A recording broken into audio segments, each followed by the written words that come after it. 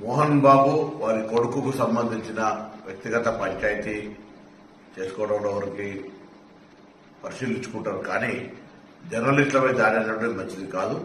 ప్రభుత్వం స్పందిస్తుంది. ఎక్కడైనా జర్నలిస్టులకు ఇబ్బంది కలిగితే తెలంగాణ ప్రజాపాలన ప్రభుత్వం వారికి అండగా ఉంటుంది. ఆందోళన చెందాల్సినది.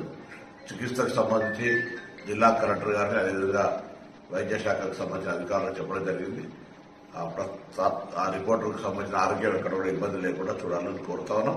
అదేవిధంగా దానికి సంఘటనకు సంబంధించి విచారణ చేసి సంబంధిత వారిపై చర్యలు తీసుకోవడం జరుగుతుంది. మోహన్ బాబు వారి కొడుకుకు సంబంధించిన వ్యక్తిగత పంచాయతీ చేసుకోవడంలో వరకు పరిశీలించుకుంటారు. కానీ జర్నలిస్టులపై దాడి అనేటువంటి మంచిది కాదు.